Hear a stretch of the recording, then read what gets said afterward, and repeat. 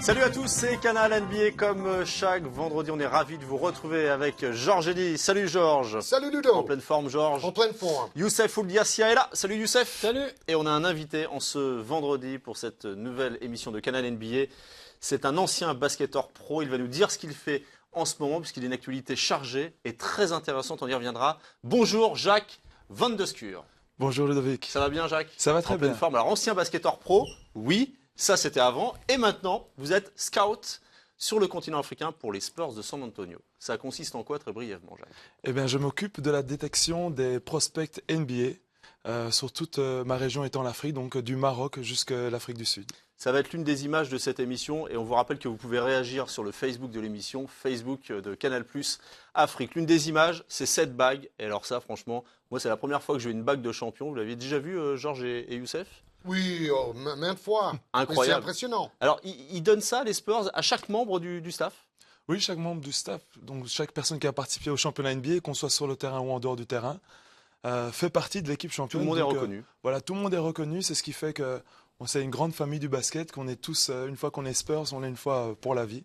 Et donc, on a la chance de porter et d'avoir cette bague. Il y a 20 000 $ la bague, c'est un bon cadeau. C'est pas mal. Famille. On va reparler de l'Afrique et aussi du développement du basket sur le continent africain au cours de cette émission. On va évidemment revenir sur les finales de conférence. On va se projeter sur la finale NBA. Avant cela, on va quand même revenir, vu que vous travaillez avec les Spurs, sur la fin de saison des Spurs. On va revoir les images de cette élimination contre les Clippers. C'était lors du match 7. Comment ça a été vécu, ça, vous qui côtoyez au quotidien l'équipe des Spurs? Tout d'abord, ça fait un choc psychologique parce que gagner le championnat en 2014 et puis se faire battre comme ça sur ce fameux lay-up de Chris Paul, ça a été dur pour nous. Mais il faut quand même reconnaître que ce sont les Clippers qui ont été gagnés. Ils perdaient 2-1, ils perdaient 3-2 et ils ont donné le dernier coup et ils ont gagné ce match de boxe. Quel avenir pour les Spurs, du coup? C'est quoi les bruits de couloir? Un avenir toujours brillant pour les Spurs. On est contre nous, vous pouvez. On veut des noms. Un avenir toujours brillant. Nous avons les moyens de nous faire parler. On espère qu'au niveau de la free agency, on va avoir la chance d'attraper un nouveau poids lourd qui pourra nous aider dans la raquette. Je pense que c'est la première chose à faire, c'est trouver quelqu'un dans la raquette. Tony Parker continue à bien jouer, les remplaçants, Boris Dia, tout le monde a fait une très bonne saison. Je pense que c'est plutôt à l'intérieur qu'il nous faut un nouveau joueur qui puisse préparer aussi petit à petit 37, 38, 39 ans, Tim Duncan, qui prépare un petit peu sa sortie. On veut des noms. La Marcus Aldridge ou Marc Gasol, bien sûr. Moi, je signe les deux. Les deux. Il va falloir allonger un petit peu. Alors. Vous avez en tout cas évoqué Boris Diaw et Tony Parker, les Français. Ils sont rentrés en France. Regardez, première image, Boris Diaw, c'était le festival de Cannes il y a quelques instants. Il a monté les marches, le Français, pour le film Sicario. C'était il y a quelques jours à Cannes. Et puis après, il a pris la direction de La Rochelle pour Fort Boyard avec Tony Parker, Ronny Turiaf également était là, tout comme Nicolas Batum. Ils ont participé à cette émission mythique de Fort Boyard. Voilà. Et Boris Diaw, pour info, sera au Sénégal lundi prochain. On attaque les playoffs, messieurs, vous êtes prêts? Oui. On va commencer avec la conférence Ouest. La conférence Ouest.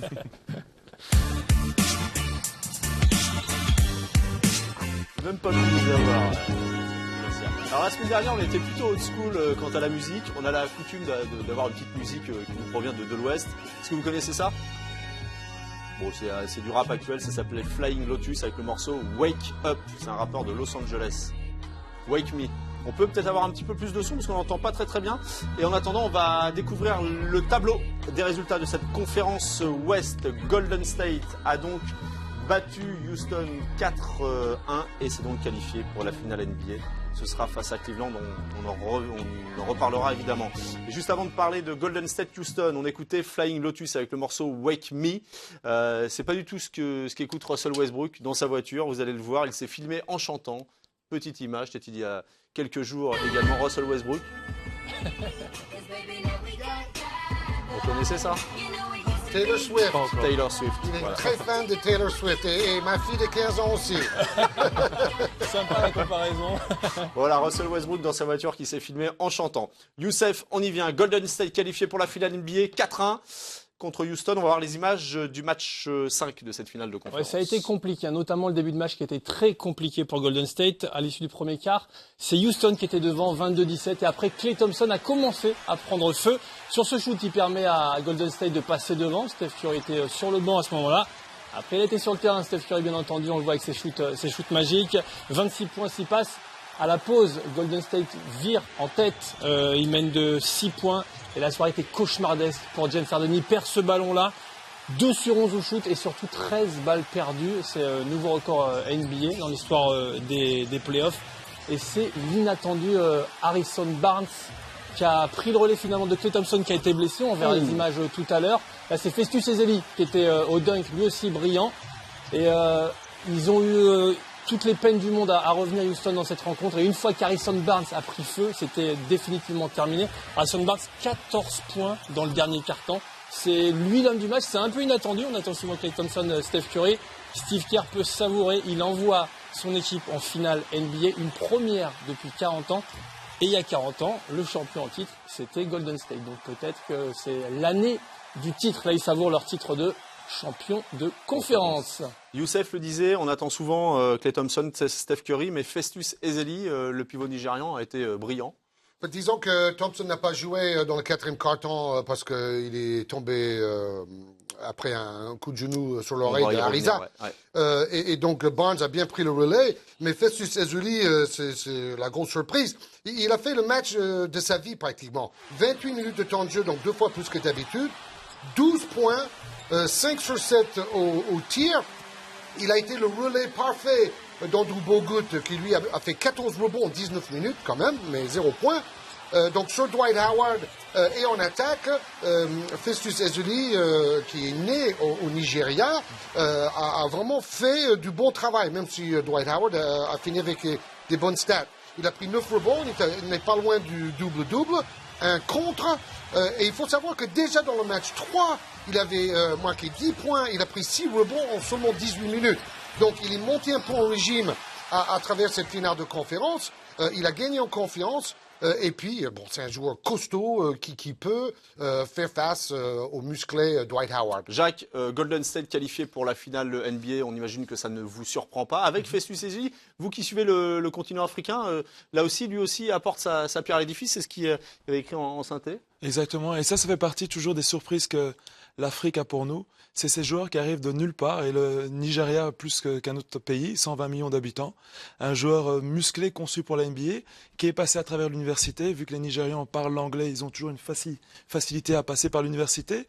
Et là, on voit les résultats sur le terrain. Il est physique, il comprend son rôle, il fait ce qu'il doit faire, et il devient un joueur important pour l'équipe. C'est fort de savoir, parce qu'il a manqué toute la saison dernière. Festus Ezeli était out toute la saison dernière, et là, il revient bien pour les playoffs. Il est passé par la D-League. Et une dernière info sur Festus Ezeli, c'est qu'il s'est déclaré candidat. Il va être sélectionné, bien entendu, avec le Nigeria pour la CAN qui aura lieu en Afrique. Donc, ça va faire l'Afrobasket, donc ça va faire un beau duo avec Al Farouk Aminou également. Ça va faire 2 NBAs avec l'équipe du Sénégal, du Nigeria, les D-Tigers.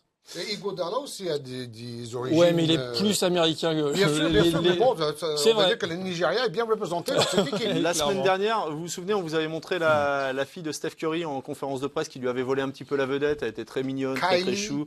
Alors c'est une récidiviste. Elle va peut-être même devenir la nouvelle coqueluche de la Ligue juste après la qualification pour la finale NBA. Le retour de la petite de Steph Curry. Everybody on the court produced, made plays. The guys in here before me, HB, can't say enough about his performance tonight on both ends of the floor. It was special, I think, because everybody was kind of enjoying the moment. I feel best. You wanted to say that? Yeah, we're very resilient, and there's obviously storylines all throughout the playoffs and things that you have to get through to win a championship. And everybody's got to be locked in. Everybody's got to be, determined to whatever comes our way. We got to be able to fight through it. You take your daughter second times. How do you feel like? I think she's taking advantage of the moment for sure. She's way too comfortable. Elle est beaucoup trop à l'aise. J'adore cette phrase-là. Elle est canon. Il faudrait qu'elle revienne à chaque fois maintenant. Elle lui vole la vedette quand même. Elle lui vole la vedette. Alors on va quand même s'arrêter sur Houston. L'élimination de Houston avec donc James Harden. Et c'est la question qu'on se pose. S'est-il pris les pieds dans sa barbe. C'est quoi les raisons de cette humiliation? James Harden n'a pas été à la hauteur, notamment dans les matchs 3 et 5. Bah, peut-être qu'il est fatigué aussi, tout simplement, parce qu'il a porté son équipe tout au long de la saison. On a tendance à l'oublier, hein. Dwight Howard a été longtemps blessé. Donc il a été deuxième au titre de MVP cette saison. Et là, il arrive peut-être un petit peu cramé pour ses playoffs. Mais au-delà du fait de manquer des shoots, est-ce que c'était pas aussi l'attitude qui était un peu négative, Jacques? La mauvaise habitude qu'il a de toujours s'amuser un petit peu trop longtemps sur sa main gauche et de recevoir les ballons à une main. On l'avait déjà vu contre les Clippers et je pense justement dans ces matchs à haute pression qu'il doit retrouver ses fondamentaux, sécuriser le ballon et aller droit à l'anneau. Il a été très marqué par le fait de ne pas être MVP et il a un peu porté ça pendant cette finale de conférence et je pense que ça l'a fait déjouer ou mal jouer. Il s'est mis trop de pression pour montrer à tout le monde que c'était lui le véritable MVP. Ouais, c'est vrai. Il n'a pas eu un comportement très digne, sauf à la fin vis-à-vis de Curry, qui est quand même son coéquipier à Team USA. Ouais. Il fait un record absolu pour le plus de ballons perdus dans un match playoff. Ouais, c'est le genre de record que personne n'a envie de posséder. Mais moi, je ne jette pas la pierre à Harden. Pour moi, c'est le jeu de Houston qui est pauvre. Excusez-moi, Kevin McHale, mais les années 80, c'est fini.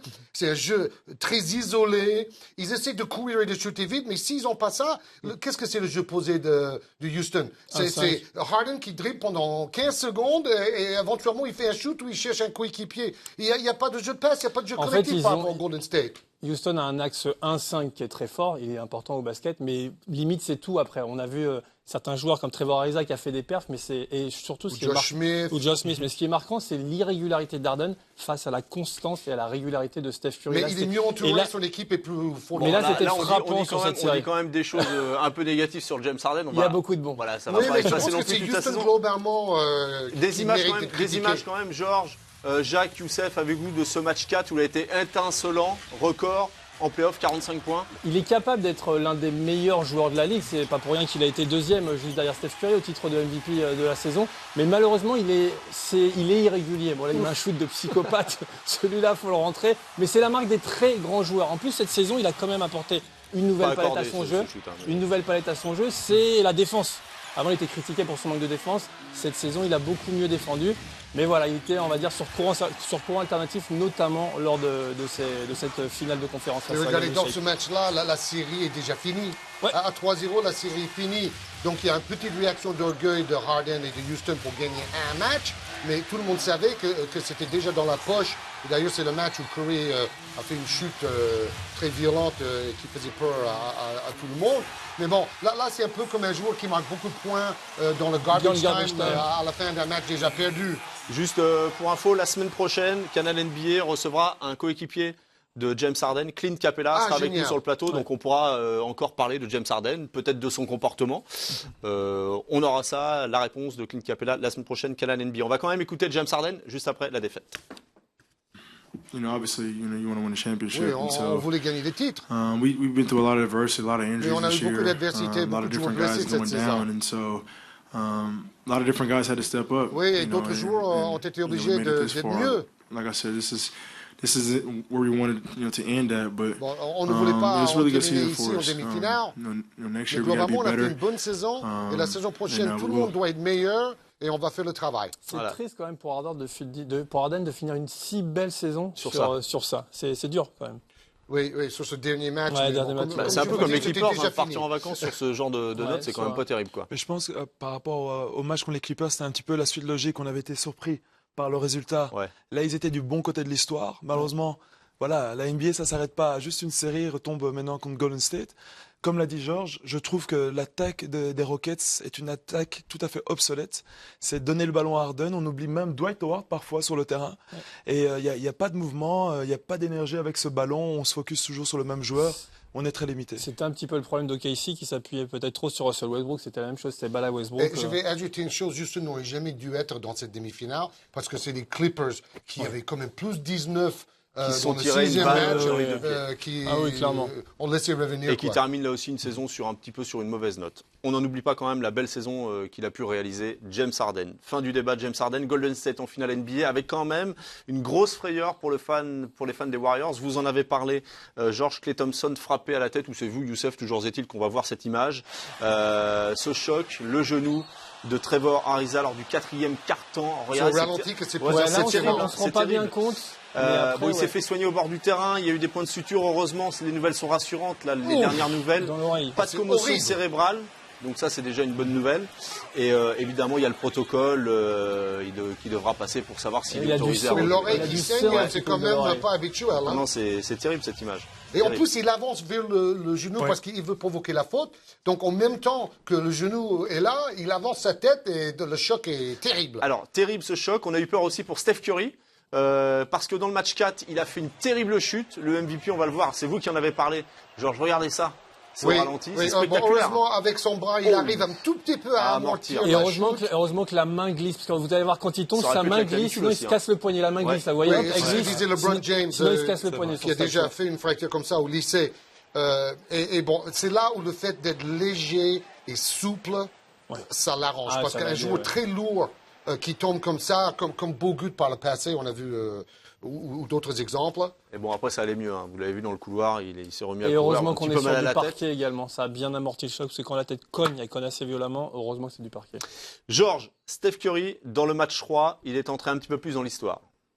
Oui, lui qui veut avoir tous les records concernant les shoots à 3 points, il a fait très très fort. Bon, d'abord, il a fait du jeu varié, des passes décisives pour Klay Thompson, des passes en contre-attaque pour Iguodala, et puis lui aussi son flotteur. Tout fonctionne pendant ces playoffs pour les MVP qui confirment justement son titre.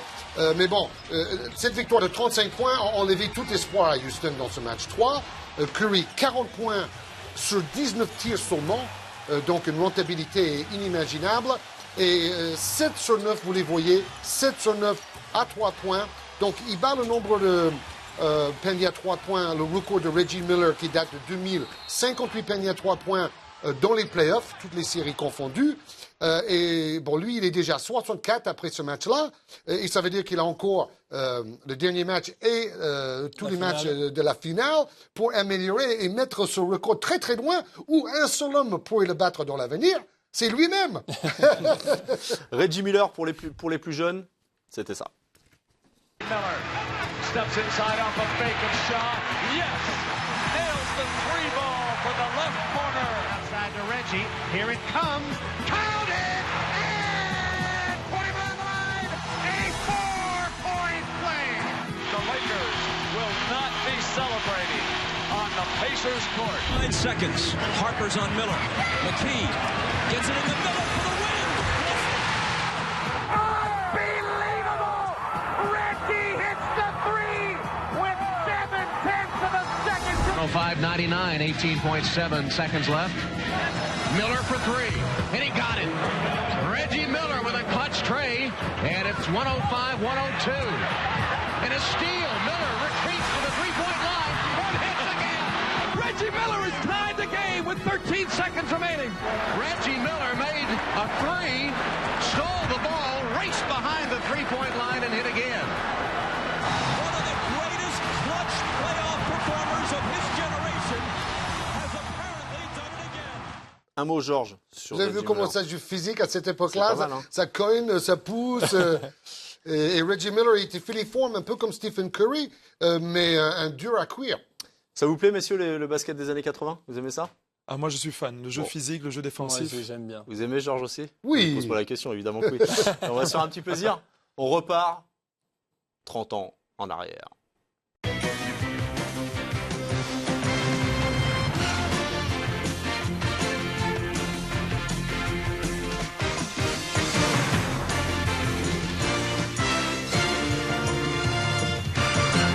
Salut, bonjour à tous, c'est Canal NBA, comme chaque vendredi. Vendredi 29 mai 1985. On va évidemment revenir sur cette actualité de la NBA. Canal+, est heureux de vous offrir la NBA depuis cette année et les finales ont enfin commencé. Ça, c'est une bonne nouvelle. On est dedans. Ça faisait longtemps qu'on attendait ça avec l'équipe. Georges Eddy, salut Georges. Ouais, c'est méga cool. Ça va, Georges? Oh yeah. Super. Et Youssef Ouliassia est en forme? Trop content d'être là, vraiment top. Avec un accent américain.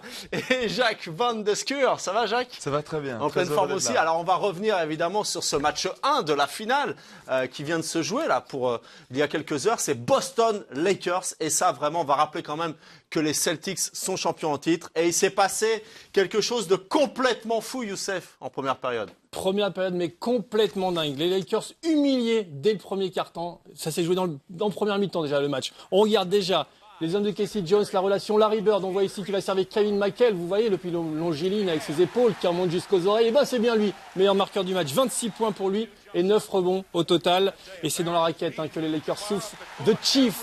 Robert Parrish, le voici, lui aussi. La doublette intérieure qui fait du mal aux Lakers dans cette rencontre, Robert Parrish. On va avoir une belle paire de fesses, regardez, elle est sympa celle-ci. Et là, l'homme de cette première mi-temps, c'est Danny Ainge. Avec ce shoot sur un pied, appel comme un double pas, sauf qu'il a 5 mètres, 14 points, 15 points en première mi-temps.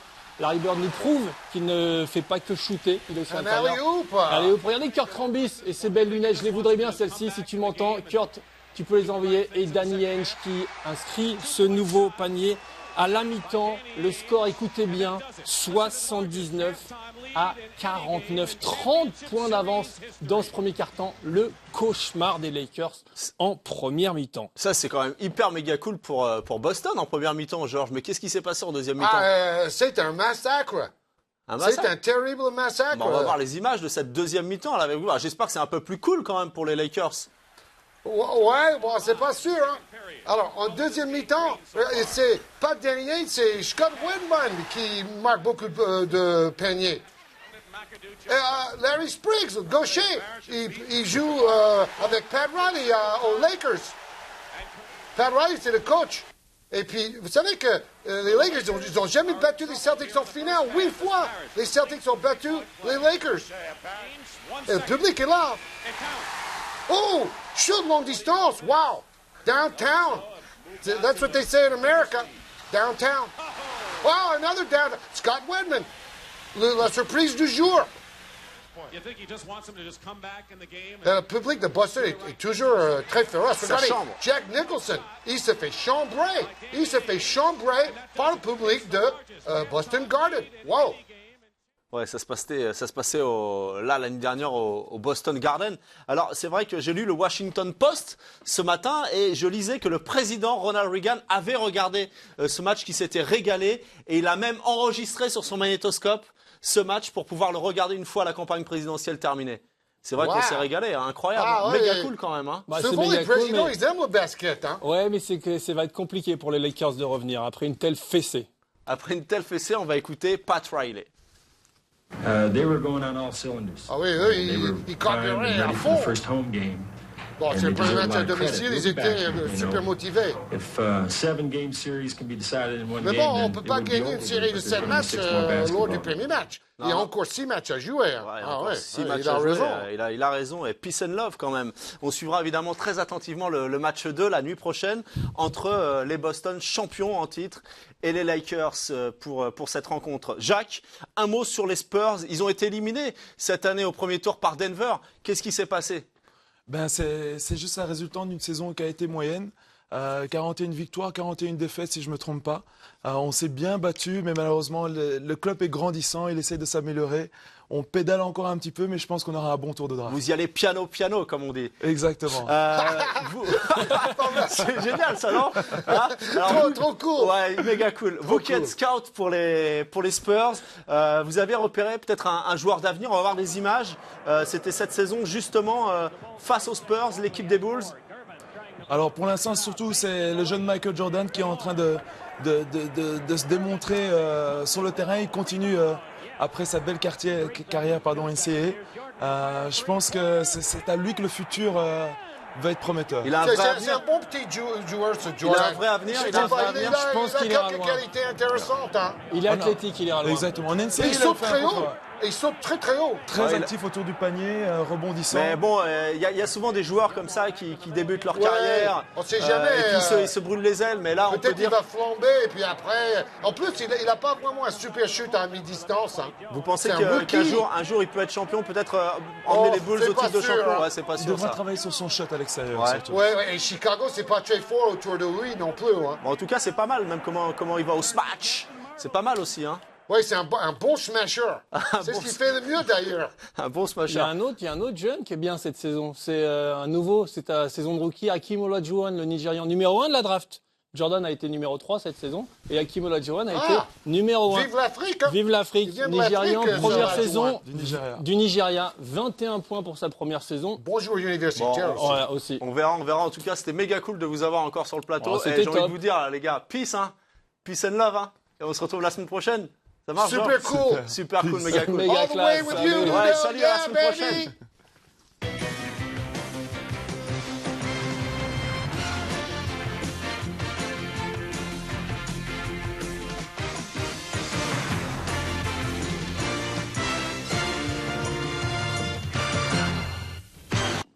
On est de retour en 2015 et avant de passer et de s'intéresser à la conférence Est, on va terminer avec cette conférence Ouest en se faisant un petit plaisir. C'est le top 5 des plus belles actions de la semaine du côté de l'Ouest. By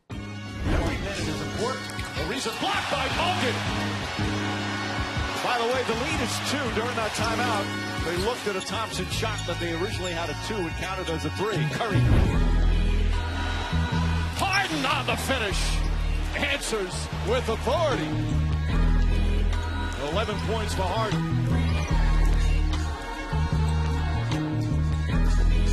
Curry gets inside, goes at Howard, lays it in. Barnes on the drive and the finish. Wow!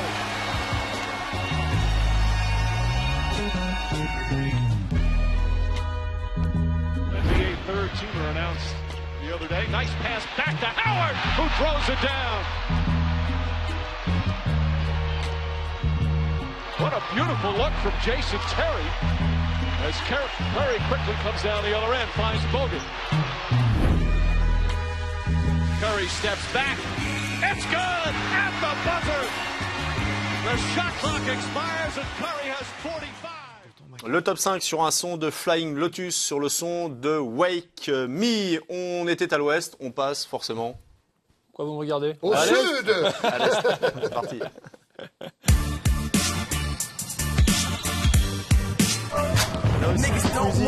C'est Joey Badass, Survival Tactics. Lui, c'est un rappeur de Brooklyn. Pour ceux qui ne connaissent pas, on va récapituler les résultats en tableau de cette conférence Est.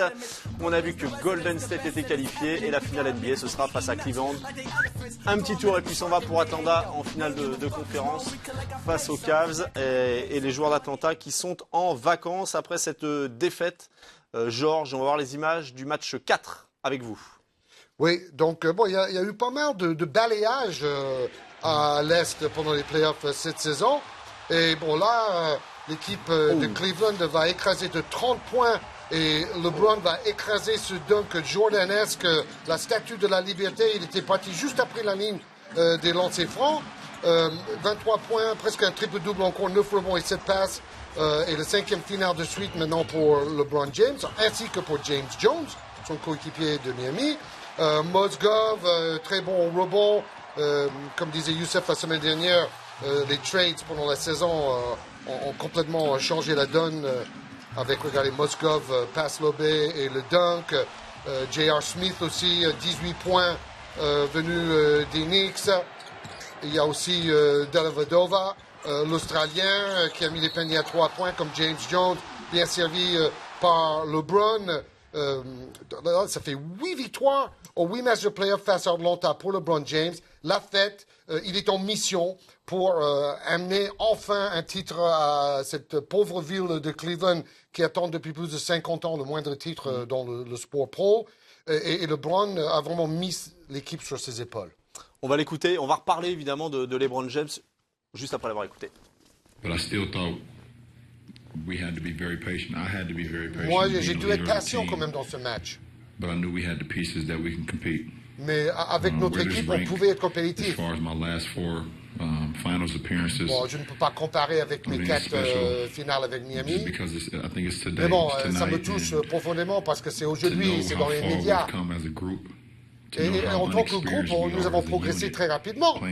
C'est la première année que tous ces joueurs jouent dans la même équipe. Et même si on ne gagne pas le titre jusqu'ici, nous avons réussi quelque chose d'exceptionnel. Beaucoup de changements pendant la saison, changements dans l'effectif, des joueurs blessés. Donc l'effectif a été tout le temps en train de changer. La fête pour les Cavs que l'on va voir à l'issue de cette victoire 4-0 face à Atlanta. On est dans les vestiaires puisque Canal NBA est partout. On a des espions, des caméras un petit peu partout. C'est dans les vestiaires de Cleveland, regardez. C'est dans la baignoire de récupération. Il y a du champagne.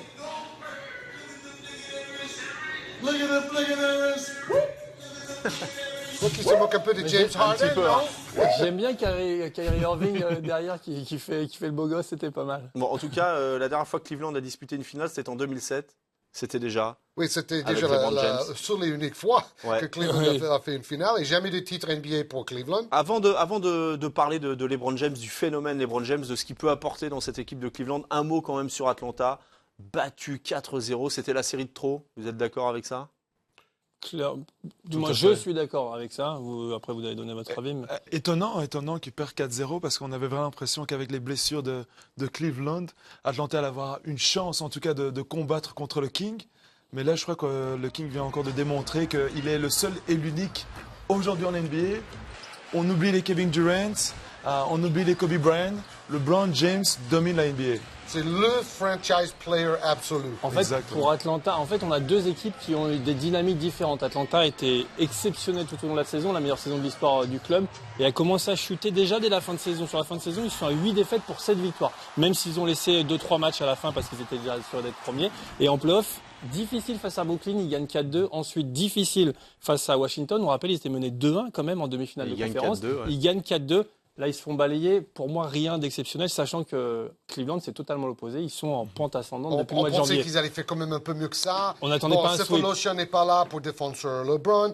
Carroll, meilleur défenseur sur LeBron et meilleur marqueur en playoff, se blesse au genou. Et après, Kyle Korver est out et il vient de se faire opérer. Donc, tous ces problèmes qui se sont enchaînés ont fait en sorte qu'Atlanta n'a pas gagné un ou deux matchs. Évidemment, on peut se poser des questions maintenant. Même s'il n'y avait pas eu ces 3, vous venez de citer 3 joueurs. S'il y avait eu ces 3 joueurs, est-ce qu'ils auraient pu rivaliser? Il y a eu Kyrie Irving aussi qui est blessé. Ils auraient pu gagner un ou deux matchs. Ouais. Mais il faut quand même prendre...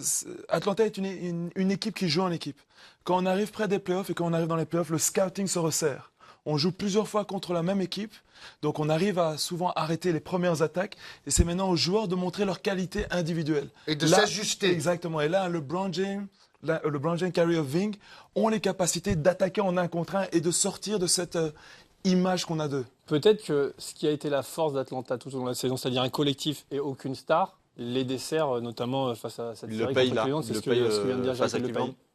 Oui, moi je pense toujours, les Hawks ont une très belle équipe pour être performants en saison, mais s'ils sont bien scoutés, si on les oblige de prendre leur 2e, 3e, 4e option, ils commencent à être un petit peu limités au niveau du talent. Cleveland a bien défendu, donc ça on ne le dit pas, on parle toujours de l'attaque. Mais bon, LeBron. Alors justement, LeBron, on va s'y intéresser à ce phénomène LeBron James. C'est quand même la classe. Regardez, déjà en 2002, il faisait déjà la couverture de Sports Illustrated. Le fameux... Comme lycéen. The Chosen One, l'élu. L'élu, exactement. Ce match était diffusé sur ESPN à travers le pays quand il était au lycée. En fait, l'histoire de ça, c'est qu'il a fait son lycée, il voulait sauter sa dernière année de lycée. Ça lui a été refusé par la NBA, parce qu'on était obligé de faire toutes ces années de lycée avant d'aller en NBA. Donc du coup, Sports Illustrated a fait une couverture sur lui en disant l'élu, parce que c'est le successeur désigné de Michael Jordan, tout simplement. 13 ans plus tard, il fait la une de... Sports Illustrated. Il est meilleur que vous, mon accent quand même, non? Qu'en pensez-vous? En tout cas, il fait la une du même magazine. C'est incroyable, ce phénomène qui était l'élu. Et c'est la clé, c'est sa ville, son état. Et il est en mission. Il faut savoir qu'à lui tout seul, il a plus d'expérience et de succès en play-off que tous les Hawks réunis et vous ajoutez tous les Warriors de Golden State. Ça peut être à la lui clé. tout seul. Ça peut être l'une des clés de My cette town, finale. my team, ma ville, mon équipe. Paris réussi, successfully bet, non, ça se dit ça? Non. Bravo. Bon, Paris réussi de LeBron James, un sujet de François Martinet. My town, my team, LeBron James is back. I love you, I'm back. 4 ans après avoir quitté l'Ohio, LeBron James est de retour à Cleveland. Entré dans l'histoire avec les 2 titres NBA conquis avec le Heat de Miami, James veut rentrer dans la légende en offrant le premier titre de l'histoire aux Cleveland Cavaliers. Un pari fou pour un exploit phénoménal. Obsédé par sa quête de titre, James n'aurait jamais accepté de revenir à Cleveland si les Cavs n'avaient pas un vrai effectif. Mais en 4 ans, les Cavaliers ont tiré 3 premiers choix de la draft. Né alors le nouveau Big Three, Kyrie Irving, Kevin Love et LeBron James. I asked them first, what do you think about Daddy going back home to play? And it was like, home? You talking about Cleveland? I'm like, yeah. It was like, okay, you get to play with Kyrie Irving? I was like, yeah. They was like, we get to go back home to our house, and I get to go back home to my old school and my old friends. It was like, yeah. It was like, okay, you can do it. Cleveland, ville maudite du sport américain, voit le retour de l'enfant prodigue comme l'heure de la rédemption. LeBron closed on it. LeBron on the catch. Oh, pay dirt from Kevin Love. LeBron James. Dès son arrivée, le meilleur joueur du monde redonne des couleurs aux Cavs, mais l'alchimie de son effectif est encore en rodage. Blessé à Noël, James comprend que s'il veut gagner le titre, il doit non seulement être le patron, mais aussi faire briller ses coéquipiers. En dehors et sur les parquets, LeBron dirige et implique tout le monde. Son aura de leader et son expérience mettent en confiance et les bons résultats suivent d'eux-mêmes. À ses côtés, Kyrie Irving joue le rôle du parfait lieutenant.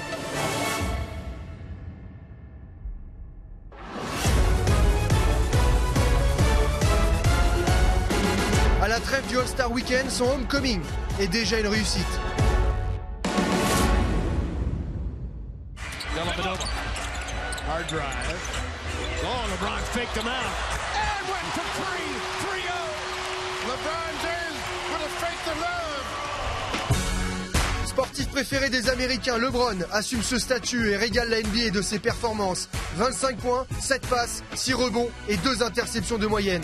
Des stats hors normes pour un joueur hors catégorie.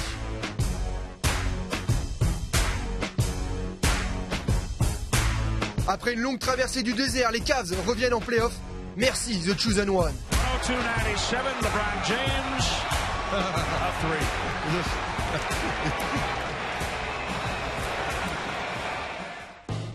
4 ans après, Cleveland regoute enfin au doux parfum des playoffs.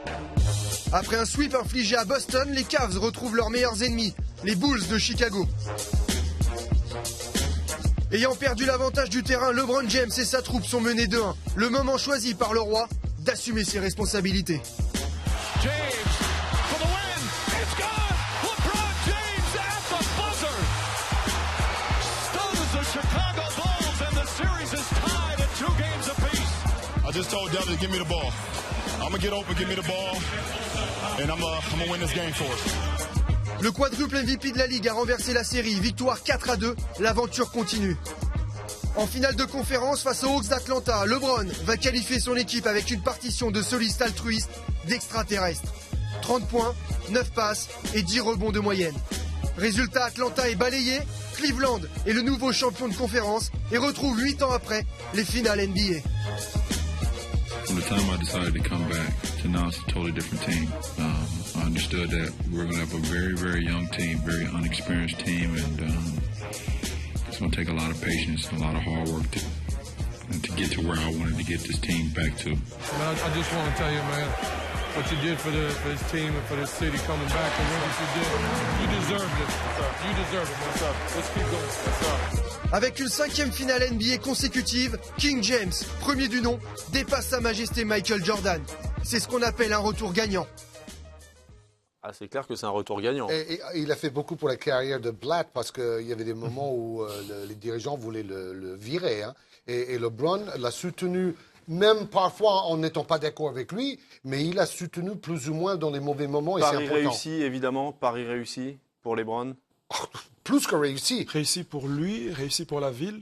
Son impact, comme on l'a dit, est sur le terrain, en dehors du terrain, au niveau économique aussi. Grâce à lui, il y a du boulot en plus à Cleveland, il y a des caméras en plus, c'est incroyable. Il va être le meilleur un jour, je pense. là où il est très fort, c'est qu'il a commencé sa carrière à Cleveland, on le sait, il est parti à Miami, gagner Ça a des été titres. vécu un peu comme une trahison, hein, non? Ça a été en une C'était la comme la trahison. mère communiquée à l'époque. Il a très mal communiqué, il est parti gagner des titres à Miami et il voulait finir sa carrière certainement et offrir ce titre, on vient de le dire, parce qu'il a 30 ans maintenant, LeBron James. C'est vraiment, il est arrivé à la maturité absolue. C'est-à-dire, comme vient de le dire Jacques, il est patron, mais partout, pas que sur le terrain, en dehors. C'est le patron, le père de cette équipe. Et il a réussi il est très aimable, bien. il est humble. devenu humble, et il est en mission à tel point qu'à la limite c'est plus grand que LeBron James, c'est l'ensemble qui est plus grand que l'individu et c'est beau.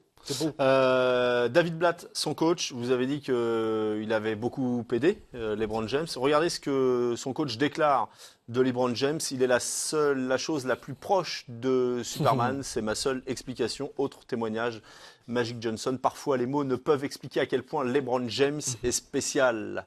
Oui, parce que c'est un mélange de Magic Johnson et Michael Jordan. Il a les qualités athlétiques de Jordan et le sens du jeu et du partage de Magic Johnson. Superman, un super-héros. Il avait mis sa cape de Superman dans le match 3, clairement. Dans le match 3. Alors, il était bien mal parti ce match. C'était parti pour être l'un des pires matchs de sa carrière. Au final, c'est l'un des plus aboutis. Je vais m'expliquer. Il a débuté le match par un catastrophique 0 sur 10 au shoot. Il a mis son premier panier au milieu du deuxième quart-temps. Donc on s'est dit, il est parti pour nous faire un match catastrophique. Il s'est réveillé et quand il a commencé son show, il a réalisé un triple-double, 37 points, 18 rebonds, 13 passes. Et là où il est fort, c'est qu'il sait sublimer également ses partenaires. Il cherche son partenaire. On sait qu'il peut mettre des points, il est inarrêtable. On le voit ici, il est inarrêtable, il a 2 joueurs sur lui, il y va, il plante un œil. Mais il sait au moment opportun trouver ses partenaires. Della Vedova se régale. Regardez sur cette action, c'est pour Mathieu Della Vedova. J.R. Smith, il le trouve parfaitement. Donc ce qu'il va falloir faire sur LeBron James, c'est savoir est-ce qu'on va doubler et laisser ses partenaires mettre des shoots ou est-ce qu'il faut aller tenter de le stopper. C'est la vraie problématique pour ses adversaires. Et sur ce match-là également, il s'empare de la 6e place des meilleurs marqueurs de tous les temps en play-off. Il dépasse Karl Malone sur cette rencontre. Donc on a eu du très grand LeBron James. Et ce qui est marrant, c'est la capacité mentale qu'il a eue après son départ catastrophique 0 sur 10, on l'a dit, à revenir et planter ce 12e triple-double de sa saison. Est-ce que c'est le meilleur joueur de tous les temps, LeBron James? Non, il a besoin de gagner plus de titres pour ça. J'allais dire que sur ces playoffs, c'est le roi du bon choix. Exactement. Et c'est ce que, pour moi, c'est clé dans le basket. Quand il y a prise à 2, il faut faire la passe, il faut lire, il faut être dans la lecture. Et lui, il fait ça à merveille. Non pour Georges. Est-ce que c'est le meilleur joueur de tous les temps? Je dirais non plus. Juste parce que Michael Jordan reste l'ultime joueur de basket. Alors regardez, ses coéquipiers le comparent justement à Michael Jordan. La seule chose qui lui manque, c'est 2 bagues. 4 bagues. Ça fait beaucoup. Bon, parce que Jordan en a 6. Ça, c'est Perkins qui le dit. Et puis J.R. Smith qui le dit. Avant, il n'y avait même pas débat. C'était une évidence. C'était Jordan. Maintenant, il faut considérer mon gars. Après, il reste quand même quelques années à LeBron James. S'il gagne encore 2-3 titres, on pourra la dire question va vraiment se poser parce que il est en train de marquer. Non, vous n'êtes pas d'accord? J'étais né dans les années 70, donc. Oui, mais moi aussi, c'est Magic Johnson et Michael Jordan, c'est pareil. Je garde en tête le fait que Michael Jordan est parti des parquets pendant 2 ans. Et que ça aurait pu être 2 années encore où il aurait pu gagner un championnat. Mais il est parti. Il aurait pu en avoir 8. Mais il est parti. Oui, il est parti, tout à fait. Mais je veux dire que l'histoire Michael Jordan est unique. Elle est unique parce que Michael Jordan, au-delà, c'est qu'à l'époque, il a aussi permis au basket d'exploser. La NBA, c'est Michael Jordan. Canal NBA est assez unique aussi en son genre, puisqu'on a des moyens exceptionnels. On vous le montre chaque semaine. On a des caméras partout dans les vestiaires. Et pendant cette finale Atlanta-Cleveland, avec nos moyens, Canal NBA avait mis des micros sur le maillot de LeBron James. C'est assez exceptionnel ce que vous allez voir, puisque on a eu l'autorisation du club, etc., pour pouvoir réaliser ça. Attention, c'est le match de LeBron vu de très très près, des micros espions que l'on a installés sur le maillot de LeBron James. Séquence très très exceptionnelle et c'est cadeau pour vous. Biggs, run wide. Y'all running and selling in the paint. Run wide and get out. JJ, catch JJ. JR, go, bump down, JR, go. Bump down. You want to drive right. And then come back left at the end. Under.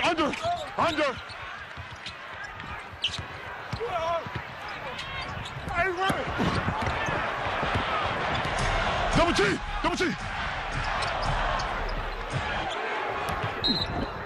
Oh, you didn't have to do that. Oh.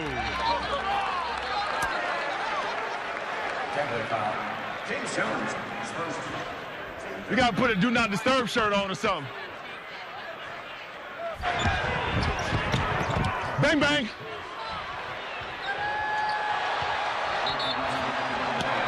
You got a body first. At the point of the screen open. Let's go, keep shooting, boy.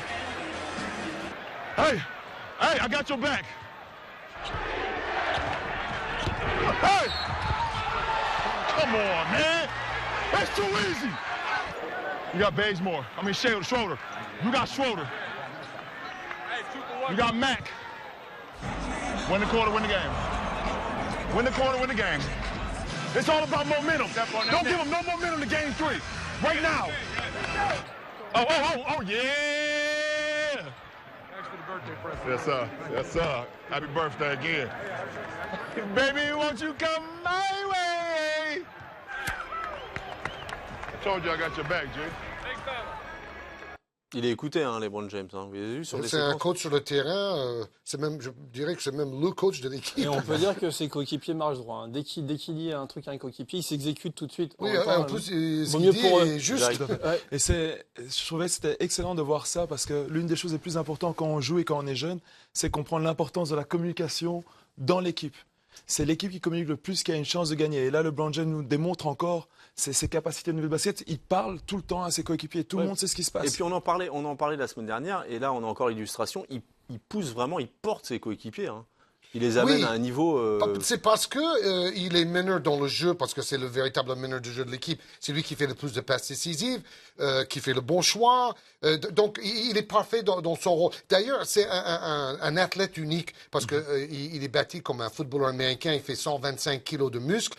Et il est aussi mobile qu'un arrière qui ferait 30 ou 40 kilos de moins. C'est là où il est exceptionnel aussi. Là où il est exceptionnel, pour rebondir un peu sur ce que dit Georges, c'est qu'il rend ses coéquipiers meilleurs. Il sait que lui, il peut être inarrêtable et il arrive à rendre ses coéquipiers meilleurs. Et c'est ce qui fait la force de Cleveland comparé à certaines équipes comme OKC avec Russell Westbrook. Durant et Westbrook. Et tout à fait. Et là, lui, voilà, il arrive et il sait que tout seul, il n'ira pas gagner le titre. C'est une évidence. Et en plus, il le fait avec le sourire. On l'a vu sur certaines séquences. Il garde le sourire malgré la pression. C'est le mot. Exactement. Il est parfait, quoi. Ça vous scotche ce côté positif dans le jeu. C'est très important. Hein. Un match dure 48 minutes. On n'a pas vraiment le temps dans un match de baisser la tête. Il faut rester positif et optimiste, même dans les erreurs. Et on sent quand on a la chance d'avoir un grand frère comme LeBron James sur le terrain, qui même à travers les erreurs te dit, écoute, ça fait rien, on a encore une attaque ou une défense. On ne peut qu'aller vers l'avant. Ouais, c'est bien ça. Le grand frère idéal, c'est LeBron, et le petit frère idéal, c'est Stephen Curry. Voilà. Il a quand même une qualité qu'on ne va pas lui enlever, c'est qu'il arrive à faire passer des messages. On va refermer cette conférence Est avec un top 5 des plus belles actions de la semaine à l'Est, avec forcément pas mal de LeBron James. Niggas don't want war, I'm a Martian with an army of Spartans, spawn with a knife in a missile fight. Get your intel right, your intelligence is irrelevant, but it's definite. I spit more than speech impediments. Brooklyn's the residence, the best, and it's evident. We got 'em niggas. Rachel, I can relate to that myself. Oh, what a move! J.R. Smith taking it. Well, we saw game 1, J.R. Smith dominating with 8 for 12 from deep. The presidential shit time to inaugurate my PE conglomerates by the PEE on any wanna be E. Five flames spitting like Komodo. No time for fake people, they be simming like Komora. I'm the Impora in search of Theodora. My heart go. It's panic like Dora when shots blast. See, I was raised that way. I'm from a place where they raise that K like every day and every way and everywhere you go.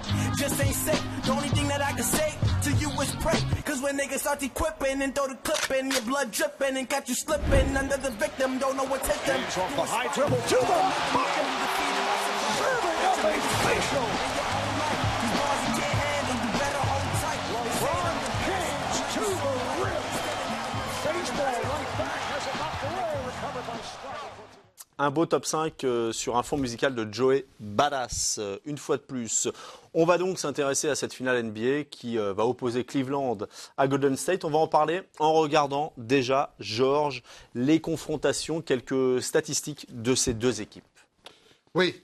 La statistique que j'ai donnée tout à l'heure, l'expérience de LeBron par rapport aux Warriors, pour moi, c'est le plus important.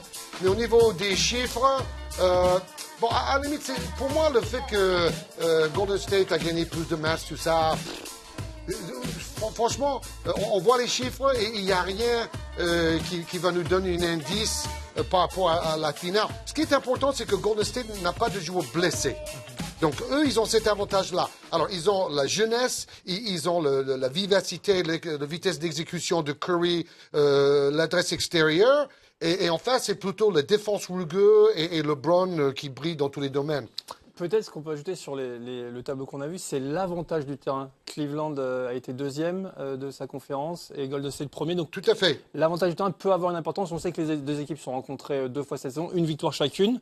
Lors de la victoire de Golden State, il n'y avait pas LeBron James, il était blessé. Donc peut-être que s'il y a un 7e match et qui se joue sur le parquet de Golden State, ça peut être un élément qui... Et les deux coachs sont des rookies. Ouais. C'est une première dans l'histoire de la NBA d'ailleurs. Hein. Oui, c'est pour ça que LeBron a un rôle peut-être encore plus important de coach sur le terrain. Le dernier coach qui avait été, rookie à avoir eu cette bague NBA, c'était en 82, c'était Pat Riley avec les Lakers.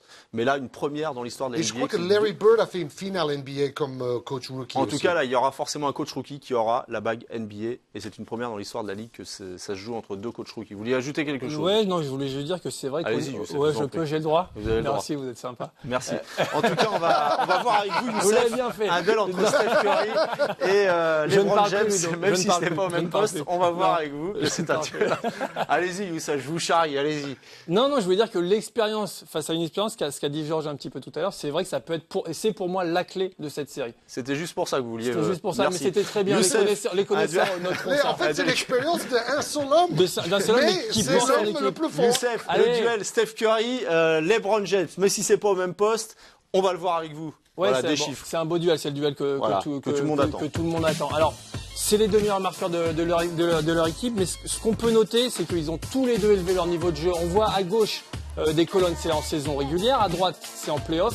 Tous les deux ont augmenté leur points sur ces play-offs.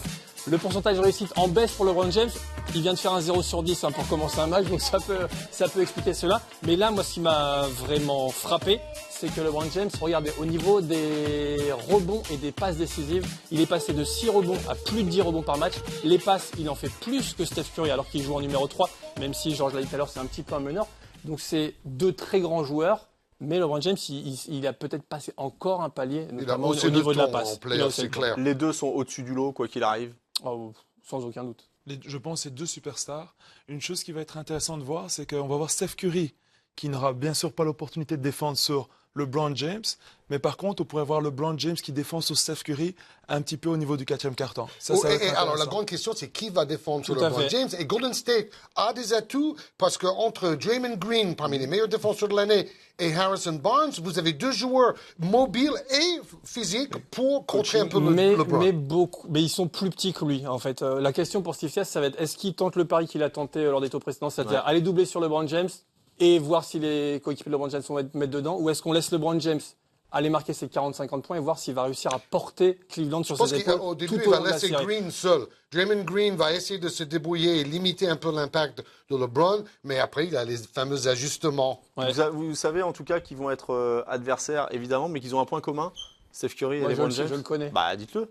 Ils sont nés dans la même maternité tous les deux à Akron, dans l'Ohio. Exactement. Ah bon? Bravo. Dis donc, ça c'est une bonne information. Ouais, c'est leur point commun déjà. Ils sont dans la même ville. C'est à l'époque où son Del Curry jouait à Cleveland. Dernière information, Tom Thibodeau, limogé de son poste d'entraîneur. Bon, on a clôturé, on en reparlera évidemment. On va clôturer cette finale NBA Cleveland Golden State. On y reviendra largement vendredi prochain sur cette finale. Information puisque elle est tombée hier. Tom Thibodeau qui est donc limogé de son poste d'entraîneur des Bulls. Est-ce que c'est logique, pas logique? C'est tout sauf une surprise. Trop de caractère. Trop de caractère avant tout. On voyait qu'il avait du tête-à-tête, il y avait du tête-à-tête avec le management. Le match, la série plutôt contre Cleveland, Cleveland n'était pas meilleur. Vu les blessures, Chicago n'a pas réussi à passer au-dessus. Et je pense c'était vraiment le bon moment pour créer la séparation. Oui, parce qu'il avait certains torts. Il faisait jouer des stars beaucoup trop de minutes. Le contraire de Popovich avec San Antonio, c'est très vieille école. Maintenant, dans le basket moderne de la NBA, il faut reposer les stars pour que ces joueurs soient en pleine forme pour les playoffs. Il ne faut pas les cramer. Et lui, c'est vraiment le coach old school qui va cramer ses joueurs en saison régulière et après, ils sont épuisés pour les playoffs. Mais une qualité qu'on peut lui reconnaître, c'est qu'il est allé au bout de ses convictions. Thibodeau, c'est quand même 65% de victoire à la tête des Bulls. Ça le classe au 7e rang des coachs les plus c'est le roi de la saison régulière, mais ouais, et après, il est allé au bout de ses convictions. Ouais. Vous l'avez dit, il est allé en frontal avec justement le front office de Chicago. Ça lui a coûté sa place. Et après, il était peut-être temps pour Chicago de changer d'air. Vous vous souvenez de la blessure à la cheville de Joakim Noah quand il a explosé sa cheville et Thibodeau l'a laissé revenir sur le terrain et après il était tellement abîmé qu'il n'a pas pu faire les Jeux Olympiques de Londres. Excusez-moi, Thibodeau, grand coach, mais pas pour les playoffs. Il ne serait pas venu au JO de Londres. Ouais, en plus. Il ne serait pas venu, Joakim Noah. Non, je pense que si sa cheville n'était pas blessée, il allait venir. C'est à cause de sa cheville qu'il n'est pas venu. Bon, voilà, on clôture avec Thibodeau qui va avoir tout le temps de regarder la NBA puisque maintenant il est au chômage. Il va prendre une année sabbatique, a priori. Donc, il a encore 2 ans à 9 millions de dollars, donc il peut voir venir. Tom, si tu nous regardes. On va poursuivre cette émission dans un instant avec vous, Jacques Van Descure. Vous allez nous expliquer quel est votre travail de scout, votre travail au quotidien. C'est dans notre séquence In the Air.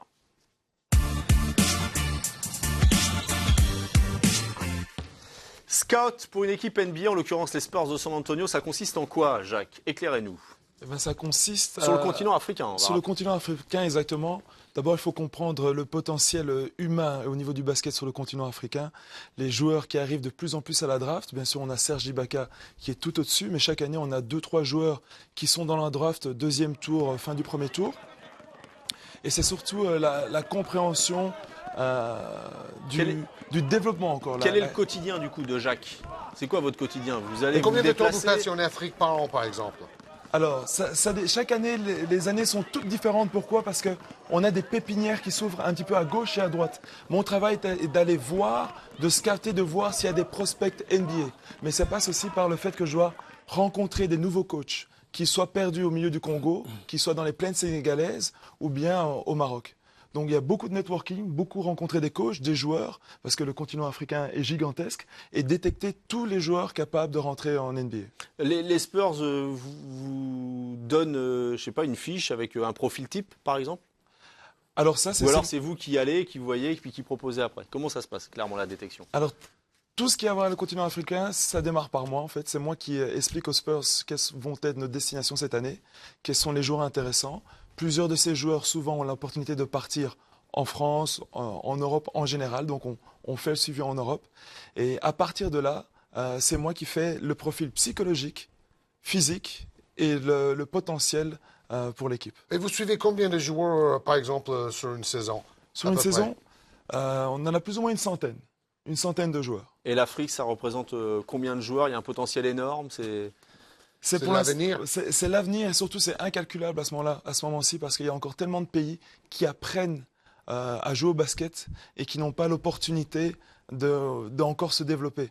Donc chaque année, vous avez une nouvelle pépinière qui explose. On a bien sûr les géants qui sont le Nigeria, le Sénégal, l'Angola.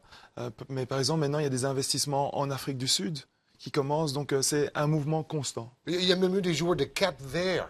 Ryan Gomez, il y a un grand contrôle en Espagne cette année. Donc il faut aller partout, en fait.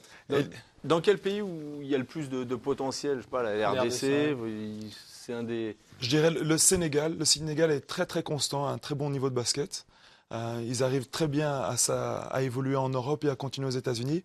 Le Congo, qui reste encore une terre promise, ça veut dire qu'on n'a pas encore pu véritablement traverser tout le Congo, mais chaque 3-4 ans, on a un joueur qui arrive. Le Congo ou la RDC? La RDC. Nous, on appelle Congo-Kinshasa, Congo-Brazzaville, qui sont les deux capitales. Voilà, pour nous, c'est la même chose. Et là, le potentiel humain est très fort. On est juste sur l'équateur. On a des petits rapides, on a des grands explosifs. Bismack Biombo, DJ Benga, qui était un Congolais qui jouait en Belgique et qui est parti en NBA. Aux Lakers, ouais. Christian Eyenga. Donc on va dire Sénégal, Nigeria, Congo. Est-ce que les Spurs recherchent un profil en ce moment, par exemple? Parce qu'ils vous ont dit, vous avez un petit sourire, vous allez nous dire. Le meilleur joueur possible. Alors, je vais vous dire quelque chose, et je tairai son nom, oui, bien sûr, tout à fait. C'est que pour moi, le meilleur prospect africain joue aujourd'hui en France, mais pas en Pro A. Il joue où? Bah, pas le nom, le club au moins. J'ai un truc de mémoire. Est-ce qu'il est burkinabé? C'est le pivot Fall de Monaco. Non? Écoutez, vous n'avez pas le droit de le dire. Oui, ça fait partie du rôle de scout, de garder des secrets aussi. Bah oui, c'est clair. Bon, de toute façon, on va vous cuisiner parce qu'on va s'intéresser de près à ce que peut représenter l'Afrique, l'avenir de l'Afrique pour la NBA et inversement, vu le potentiel que peut compter ce continent. La NBA, on le sait, qui multiplie les opérations. On va reparler dans un instant de ce match qui aura lieu à Johannesburg, ce sera le 1er août. Enfin, un match NBA sur le continent africain. On va en reparler dans un instant. Mais en tout cas, la dernière opération en date, c'était au Sénégal la semaine dernière. Vous y étiez, vous venez de rentrer du Sénégal, Jacques, et on va en reparler juste après ce sujet de Yann Roche, Memouna Diallo et Mamadou Samb. L'Afrique, berceau de l'humanité, bientôt celui d'une toute nouvelle génération de basketteurs. C'est en tout cas le rêve pour ces jeunes Sénégalais venus participer à la 13e édition du Hoop Forum de l'Académie SID. Entre Dakar et Thiès, pendant 3 jours, les ateliers s'enchaînent pour près de 150 joueurs et entraîneurs. La popularité du basketball sur le continent n'a jamais été aussi forte. Le Sénégal est un pays de basket, il y a une très forte culture, il y a une très forte tradition ici, avec des joueurs qui ont marqué l'histoire de ligues européennes et nord-américaines et la NBA aussi. La NBA, objectif ultime de ces jeunes basketteurs. C'est pour cela qu'ils s'entraînent encore et encore pour caresser l'espoir d'une carrière outre-Atlantique. Leur modèle, pas besoin d'aller le chercher très loin. Entraîneur de luxe le temps d'un week-end, Gorgui Dieng est un enfant du pays, un enfant de l'académie. This is a great program, you know. CID's very good school. We got a lot of young talent. I hope the government will get involved and help them. I hope everybody else will get involved and help CID's Academy because they are doing too much. You know, we got a lot of good players coming out of the school, like especially I came out from here. L'Académie SID, une école de basket, une école de la vie, où l'exigence règne. Car si le basket africain a connu quelques coups d'éclat, il est temps désormais de voir plus loin. Maintenant, c'est le moment de s'organiser, de fixer et de se préparer. Parce que si on ne travaille pas, on ne récolte pas, c'est évident. On peut se casser la tête, penser que les grands événements viennent, on fait des résultats. Non. Même si je fais des résultats et les joueurs ne progressent pas, le monde progresse. Il faut progresser et sentir qu'on progresse. Faire du basket un moyen d'épanouissement personnel, c'est aussi ça l'objectif. Car au-delà des stars NBA, il existe d'autres modèles de réussite. Before I started, I did not know what a general manager is and what he does. As I became a scout, it started to occur to me that, you know what, maybe you can have a chance if you work hard and you really dig deep and try to find what's in your heart. So I'm proud and humbled as well to be representing a big continent like Africa. Wilson Chandler, l'ailier des Nuggets, a lui aussi endossé le costume de coach le temps des finales du programme LLP, Live, Learn and Play. L'occasion pour la jeune garde sénégalaise de se distinguer, mais aussi d'apprendre aux côtés de joueurs et coachs NBA. It's growing, you know, like I was proud for Amadou to say, you know, the first NBA game on the continent is coming and I'm happy to be a big part of it. Gorgui Dieng peut regarder au loin, l'horizon est dégagé pour la relève du basket africain. Beau sujet. Jacques, vous étiez au Sénégal, il y a un mot qui revient, c'est le mot travail, et le basket africain, avec ce travail, grandit. C'est vraiment ça qui peut ressortir du sujet. C'est exactement, avec ce travail quotidien sur le terrain, c'est comme ça qu'on arrive à faire continuer à grandir le continent. Les Sénégalais font un très bon boulot à revenir. Après, quand les saisons se terminent, beaucoup de Sénégalais, de joueurs qui soient européens, NBA, reviennent, give back à leur communauté et font continuer à grandir le pays en faisant un échange intellectuel, en fait. Et ils n'ont pas peur d'être sur le terrain, c'est une grande fraternité. Et comme on peut le voir, pour la CIT, c'était ma 7e année que je vais au Hoop Forum, donc cette action-là, ça continue chaque année. Alors, on voyait Gorgui Dieng, et je disais avant le sujet qu'il allait y avoir ce match NBA à Johannesburg. Ça va être un événement, vraiment, le 1er août. On voit ces joueurs qui sont des stars, et il y aura plein de stars début août en Afrique du Sud, mais qui sont, j'ai l'impression, totalement libérés quand ils arrivent sur le continent. C'est ça aussi qu'il faut retenir? Oui, à partir du moment où vous arrivez en Afrique, il y a quelque chose. Vous pouvez enlever votre veste de star et vous devenez un enfant, en fait, un enfant du pays. Et tout le monde est confortable avec vous, vous êtes confortable avec tout le monde. Ça me fait revenir en mémoire, j'étais avec Serge Ibaka au Congo, Brazzaville, il y a quelques années, et les gens dansaient quand ils voyaient Serge Ibaka. Et Serge dansait avec eux. Tapait dans la main, dansait. Il faisait partie à 100% de son environnement. Et c'est ça ce qui est extraordinaire avec l'Afrique, c'est ce côté fraternel et solidaire qu'il y a sur le continent. Ouais, et transmettre aussi. Et ça arrive vraiment à tous les joueurs, clairement, qui reviennent sur le territoire. Vous parliez de danse, Luc Mbamute aussi, il poste souvent des vidéos où quand il va dans ses camps, des choses comme ça, il danse avec les joueurs. Et c'est vrai qu'après le tumulte et la starification qu'ils ont NBA, de revenir sur leur terre, ils retournent à leurs racines. Et après, c'est pisse. Moi, j'ai qu'une chose à dire, c'est formidable. Il faut continuer, il faut leur donner des infrastructures. On sait que chaque pays, c'est un cas différent. Ils ont besoin de moyens, mais le talent est là. Georges, Youssef plutôt, les joueurs du continent draftés depuis 2010. On va les voir avec vous. Ouais, Jacques en a parlé un petit peu tout à l'heure. C'est vrai qu'il y a pas mal de joueurs. On va voir sur 2 niveaux. Les draftés au premier tour, les draftés au second tour. On peut voir que les joueurs draftés au premier tour, ils jouent tous, en fait, finalement. Ceux du second tour jouent moins dans leur franchise. Regarde, Bismarck Biyombo, il joue beaucoup avec Charlotte. Festus Ezeli, on vient d'en parler. Golden State, il fait des finales exceptionnelles. Gorgui Dieng, il a été au Rising Star cette saison. Joel Embiid n'a pas joué cette saison, mais c'est l'avenir de Philadelphie. En tout cas, c'est comme ça qu'ils nous le promettent. Et Emmanuel Mudiay, de République démocratique du Congo, devrait être classé dans le top 5. Et on peut remarquer d'ailleurs que sur les 2 dernières saisons, on aurait 2 joueurs dans le top 5, ce qui serait exceptionnel pour ces joueurs africains et la NBA. Et on peut se souvenir une belle draft, aussi une belle année pour la draft, c'était en 2008 où Serge Ibaka avait été drafté 24e. La même année, Luc Mbamute avait lui aussi été drafté 37e. Et tous 2 jouent et sont de bons joueurs. Oui, Ibaka 24e, ça fait penser à Tony Parker 28e. Les scouts, ils n'ont pas très bien fait leur boulot cette année-là. Et entre 2000 et 2009, 6 joueurs, on le voit, regardez, 6 joueurs du continent draftés au premier tour, 10 au deuxième tour. Jacques, question, est-ce qu'il y a des joueurs que vous allez proposer à la draft? Cette année-ci? Ouais. Cette année, notre joueur ne sera pas à la draft. Mais c'est qui? Mais nous, on ne sait pas qui c'est, dites-nous. Cette année, il va perdre son job. Cette année, il sera pas encore là, mais c'est dans un futur très très très proche. Il sera où? Très très proche. Il sera où? Il sera toujours en train de jouer en France. Mais en Pro A ou en Pro B? Sûrement qu'il sera en Pro A à ce moment-là. Avec Monaco. Monaco, parce que je ne connaissais même pas. Bon, en tout cas, j'ai déjà eu cette discussion avec beaucoup de scouts à travers les années. C'est un cadeau de Jacques, un cadeau pour vous, Georges, parce qu'on va passer un petit message la mettre fièrement pour l'Afrique. Notre magazine. Africa Games 2015. On passe un coucou à toute l'Afrique qui nous regarde, évidemment. Et c'est pour vous, Georges. Tenez, cadeau. Hop. Et un deuxième cadeau, vous allez nous faire un cadeau, puisque c'est bientôt la fin de cette émission. Et il y a une tradition, Jacques, dans le calendrier NBA. Vous devez danser. Vous devez danser. D'accord. Non, c'est un top 10. En fait, chaque semaine, on a un petit top 10. Et cette semaine, Georges, qu'avez-vous choisi? Un joueur qui a des origines africaines sans doute très lointaines, Allen Iverson, qui était déjà le joueur de petite taille qui faisait plaisir à tout un public, un peu à l'image de Stephen Curry aujourd'hui avec Golden State. Alors, Allen Iverson et son top 10, d'abord contre les Sonics de Seattle. On voit qu'il a une détente exceptionnelle, claquette dunk main gauche pour un joueur qui fait 1m83. C'est assez rare et il a un hang time digne d'un jeune Michael Jordan. Maintenant, c'est face aux Lakers de Shaquille O'Neal qui l'attend sous le panier. Bon, c'est un joueur d'un contre un formidable, beaucoup de dribbles et puis il trouve des positions un peu partout. Mais il y a du Stephen Curry dans ce joueur. Hein.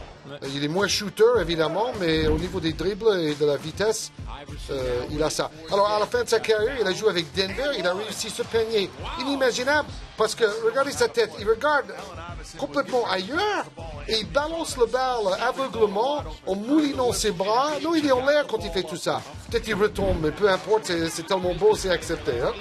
Et contre les Pistons, c'est toujours ce jeu en haute altitude pour un joueur de petite taille. Le finisseur absolu, il était meilleur marqueur quand même de la NBA, je vous rappelle. Et là, en 2 temps, il marque à l'opposé. Ici, il va mettre sur les fesses le meilleur copain de Tim Duncan, c'est Antonio Daniels, le joueur que Tony Parker a remplacé chez les Spurs. Et Daniels, c'est carrément... il est sur les fesses, le pauvre. Alors, Derek Coleman est au lancer franc, coéquipier à Philadelphie de Allen Iverson, qui arrive de nulle part et qui va dunker. Ça doit être sa toute première saison. Ils ont oublié de bloquer l'arrière de petit taille qui arrive de loin. Et il a smashé sur tout le monde. Ici, c'est en finale NBA face aux Lakers de Shaq et de Kobe contre Tyronn Lue. Tyronn Lue se retrouve à son tour sur les fesses. Pourtant, il ressemble à Iverson. Il a la même coupe de cheveux, la même taille, la même vitesse, mais il est quand même sur les fesses. C'est pas grave. Et bon, il va même lui marcher dessus, mais ils sont fait exprès. Hein.